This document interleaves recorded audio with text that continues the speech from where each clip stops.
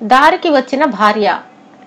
పూర్వం పాటలీపుత్ర నగరంలో ధనగుప్తుడనే గొప్ప వర్తకుడు ఉండేవాడు. అతడి భార్య చంద్రప్రభ గర్భవతిగా ఉండి ఒక చక్కని చుక్కలాంటి కుమార్తెను కన్నది. ఆ శిశువు భూమి మీద పడుతూనే దివ్యమైన కాంతులు పురిటింట వెదజల్లుతూ లేచి కూర్చుని స్పష్టంగా మాట్లాడటం ఆరంభించింది. పురిటింట ఉన్న స్త్రీలందరూ ఇది చూసి దిగ్భ్రమ చెంది ధనగుప్తుడికి ఈ సంగతి తెలియజేశారు. ధనగుప్తుడు వచ్చి ఆ వింత స్వయంగా చూసి శిశువు ముందు సాష్టాంగపడి, దేవి, నా గర్భవాసాన పుట్టిన నువ్వెవరు అని అడిగాడు. నేనెవరైతే ఏం, నేను నీ ఇంటనే పెరిగి నీకు శుభం చేకూర్చుతాను, నన్ను ఎన్నడూ ఒకరికిచ్చి పెళ్లి చేయకు అన్నది ఆ శిశువు. ధనగుప్తుడు అలాగేనని తనకు పుట్టిన బిడ్డ చనిపోయినట్లు లోకానికి ప్రకటించి సోమప్రభ అని పేరు పెట్టి తన ఇంట ఆమెను రహస్యంగా పెంచి పెద్దదాన్ని చేశాడు. కాలక్రమాన యుక్త వయస్కురాలై సోమప్రభ లోకాతీత సౌందర్యవతిగా తయారైంది. ఇంతలో వసంతోత్సవం వచ్చింది. సోమప్రభ తన ఇంటి పైభాగం నుంచి వేడుకలు గమనిస్తూ ఉన్నది. ఆ సమయంలో గుహచంద్రుడు అనే వైశ్య యువకుడు ఆమెను చూసి మోహావేశంతో వెంటనే మూర్ఛపోయాడు. తిరిగి స్పృహ వచ్చాక అతని ఇంటికి వెళ్లి విరహబాధతో విలవిల్లాడసాగాడు. అతని తండ్రి గుహసేనుడు తన కొడుకుకు వచ్చిన జబ్బేమిటో తెలియక తికమక పడ్డాడు. అప్పుడు గుహచంద్రుడు మిత్రులు ఆయనతో జరిగిన సంగతంతా చెప్పారు. అప్పుడు గుహసేనుడు ధనగుప్తుడి ఇంటికి వెళ్లి, మంచిగానే మీ అమ్మాయిని నా కొడుక్కిచ్చి పెళ్లి చెయ్యి అని అడిగాడు. నీకేమైనా మతిపోయిందా ఏమిటి, నాకు కూతురు ఎక్కడ ఉన్నది అన్నాడు ధనగుప్తుడు. మంచిగా పని జరగదని తెలుసుకుని గుహసేనుడు రాజును చూడబోయాడు.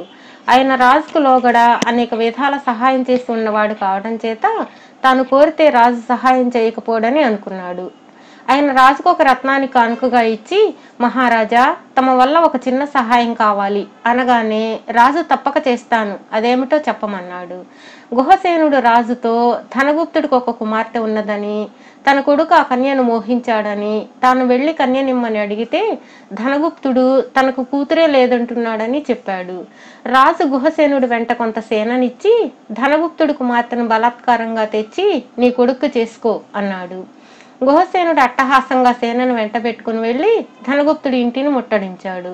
తన మూలంగా తన తండ్రికి పెద్ద ఆపద వచ్చి పడడం చూసి సోమప్రభ ధనగుప్తుడితో, నాన్న, నా కోసం ఎందుకు నీ చిక్కులు పడతావు, నన్ను ఆ వైశ్య కుమారుడికి ఇచ్చి పెళ్లి చెయ్యి, కానీ నేను నా భర్తతో కాపురం చేయనని మాత్రం నీ వియ్యంకుడితో చెప్పు అని చెప్పింది. ధనగుప్తుడు గుహసేనుడిని పిలిపించి, నా కుమార్తెను నీ కొడుక్కిచ్చి పెళ్లి చేస్తాను, కానీ ఆమె నీ కొడుకుతో కాపురం మాత్రం చెయ్యదు అన్నాడు. పెళ్లి చేసుకున్నది కాపురం చేయకుండా ఎలా ఉంటుంది అనుకుని గుహసేనుడు ధనగుప్తుడు చెప్పిన నియమానికి లోబడి తన కుమారుడికి సోమప్రభను చేసుకుని కోడలిని తన ఇంటికి తెచ్చుకున్నాడు. అత్తవారింటికి వచ్చిన రోజు రాత్రి సోమప్రభ ఎవరని చెప్పినా తన భర్తతో పాటు పడక గదిలో ప్రవేశించడానికి నిరాకరించింది. అప్పుడు గుహసేనుడు తన కొడుకుతో, పెళ్లి చేసుకున్న మనిషి కాపురం ఎలా చేయకుండా ఉంటుంది, దాని గదికి తీసుకుపో అని చెప్పాడు. వెంటనే సోమప్రభ తన మామగారిని వేలితో బెదిరించింది. ఆ వేలు చూస్తూనే గుహసేనుడు బెదిరి గుండె పగిలి ప్రాణాలు వదిలాడు. ఇది మనిషి కాదు, మహమ్మారి, నా ప్రారంధం కొద్దీ ఇది నాకు భార్యగా దాపురించింది అనుకుని గుహచంద్రుడు తన భార్య జోలికి పోక భార్య ఉండి కూడా బ్రహ్మచర్యం అవలంబించి వైరాగ్యంతో జీవిస్తూ రోజు బ్రాహ్మణులకు అన్నదానం చేస్తూ వచ్చాడు. సోమప్రభ వచ్చిన బ్రాహ్మణులకు మౌనంగా దక్షిణ తాంబూలాలు ఇస్తూ ఉండేది. ఇలా ఉండగా ఒకనాడు ఒక ముసలి బ్రాహ్మణుడు గుహచంద్రుడి నింట భోజనం చేసి సోమప్రభ చేతి నుంచి దక్షిణ తాంబూలం తీసుకుంటూ ఆమె అలౌకిక సౌందర్యానికి ఆశ్చర్యపడ్డాడు. తరువాత ఆయన గుహచంద్రుడితో రహస్యంగా, నాయనా, ఆ అమ్మాయి నీకేమవుతుంది అని అడిగాడు. గుహచంద్రుడు ఒక నిట్టూర్పు విడిచి తన వివాహ కథ అంతా ఆ ముసలి బ్రాహ్మణుడికి చెప్పాడు. అంతా విని ఆ వృద్ధుడు, నాయనా, ఈ రాత్రి కూడా నన్ను మీ ఇంటనే భోజనం చేసి ఇక్కడనే పడుకోనియ్యి, నీకు ఒక చిత్రం చూపించి నీ సమస్య పరిష్కారం అయ్యేలా చేస్తాను అని చెప్పాడు.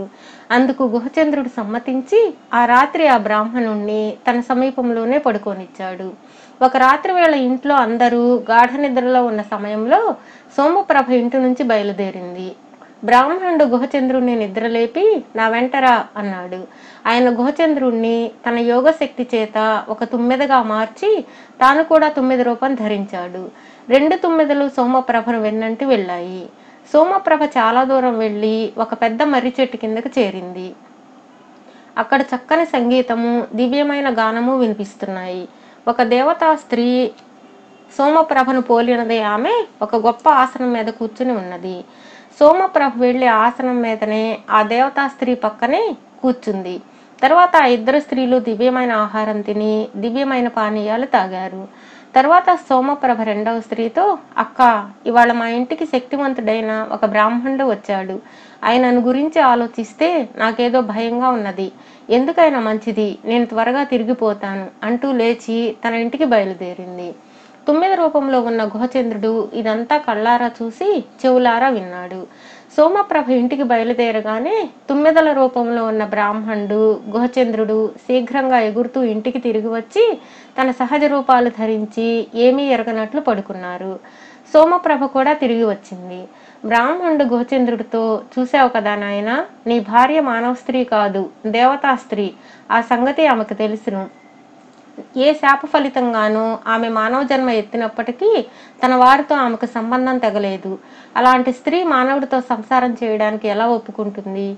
నీకొక యుక్తి చెబుతాను. అలా చేశావంటే నీ భార్య నీతో కాపురం చేయడానికి సిద్ధపడుతుంది అని చెప్పి గుహచంద్రుడికి ఒక తంత్రం తెలిపి తన దారిన తాను వెళ్ళిపోయాడు.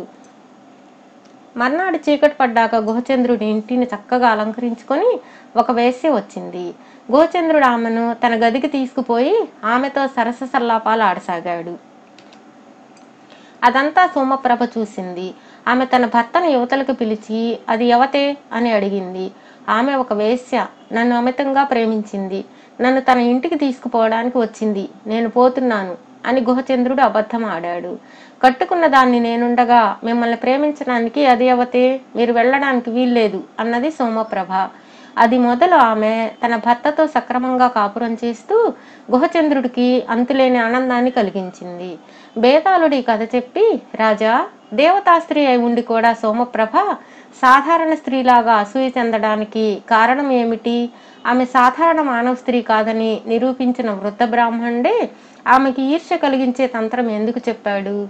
అది ఆమె పైన ఎలా పారింది? ఈ సందేహానికి సమాధానం తెలిసి కూడా చెప్పకపోయావో నీ తల పగిలిపోతుంది అన్నాడు.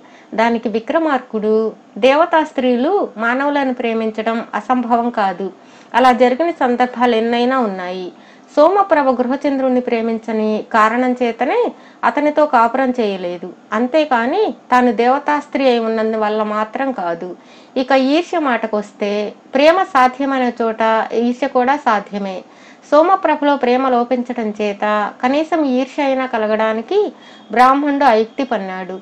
ఆ యుక్తి బాగా పారింది అని చెప్పాడు. రాజుకి ఈ విధంగా మౌనభంగం కలగగానే బేతాళుడు శవంతో సహా మాయమై తిరిగి చెట్టెక్కాడు.